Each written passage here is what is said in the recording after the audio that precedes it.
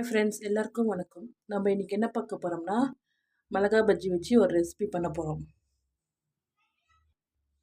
First நம்ம stove on பண்ணிக்கலாம். அதுக்கப்புறம் 2 கரண்டி எண்ணெயை ஊற்றிக்கலாம்.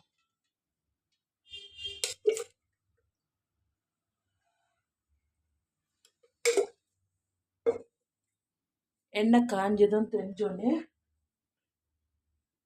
நம்மளுக்கு தேவையான கடுகு போட்டுக்கலாம்.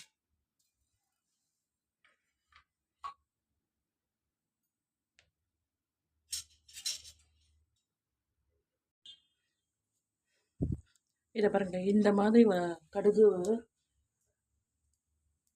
வெந்துக்கணும். அதுக்கப்புறம் ஒரு 1/4 kg அளவு நம்ம மிளகாவை சின்னதாக கட் பண்ணி போட்டுக்கணும்.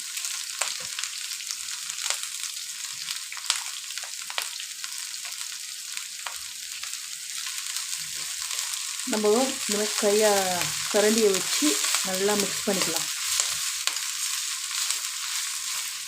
எல்லாத்துக்கும் எண்ணெய் படுற மாதிரி நம்ம மிக்ஸ் பண்ணிக்கலாம்.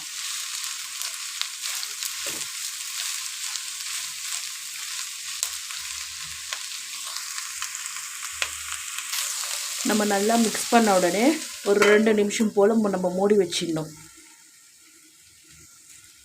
இப்போ வாங்க நம்ம மூடியை ஓப்பன் பண்ணி பார்க்கலாம். பார்த்திங்களா, நல்லா ஃப்ரை ஆயிடுச்சு. இந்த டைமில் நம்மளுக்கு தேவையான அளவு உப்பையும்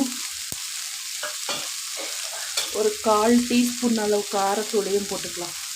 ரொம்ப ஜாஸ்தியாக கூட தேவையில்லை, ஏன்னா ஆல்ரெடி நம்ம மிளகாய் வச்சு பண்ணுறோம், அதுவே ரொம்ப காரமாக இருக்கும். அதனால் ஒரு 1/4 டீஸ்பூன் அளவு நம்ம போட்டுக்கலாம்.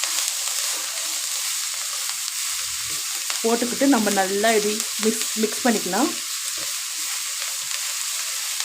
இப்போ ஒரு 2 நிமிஷம் மூட வச்சுக்கலாம். மறுபடியும்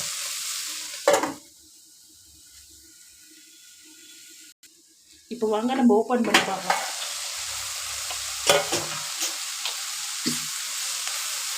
நல்லா மிக்ஸ் ஆயிருக்குங்களா. இந்த டைமில் நம்ம ஒரு 1 லிட்டர் சைஸ் அளவு புளி தண்ணியை கரைச்சி வச்சுக்கிட்டு அதை ஊற்றிக்கலாம்.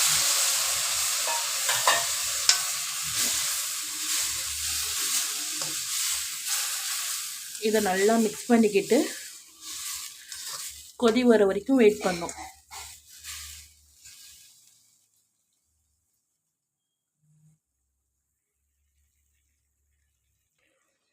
பாருங்கள், நம்மளுக்கு 2 நிமிஷம் கொதிச்சோடனே இந்த மாதிரி வரும்.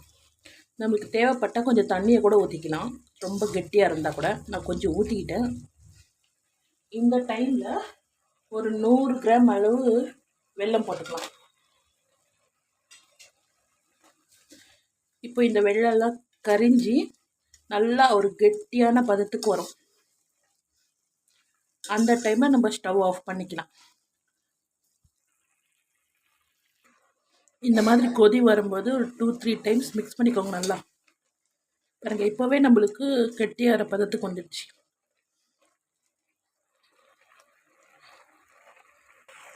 பாருங்கள், இந்த மாதிரி கட்டியாகிற வரைக்கும் ஹை ஃப்ளேமில் வச்சு நம்ம மிக்ஸ் பண்ணிக்கலாம்.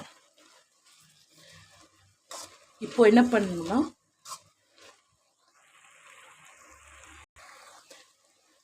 நம்ம ஸ்டவ் ஆஃப் பண்ணிடலாம்.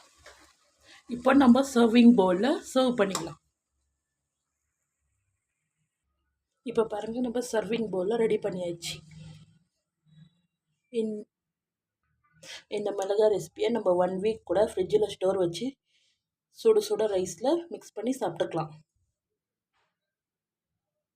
இந்த ரெசிபி உங்களுக்கு பிடிச்சிருந்துன்னா என்னோடய சேனலுக்கு லைக்கும் சப்ஸ்கிரைபும் பண்ணுங்கள். தேங்க்யூ.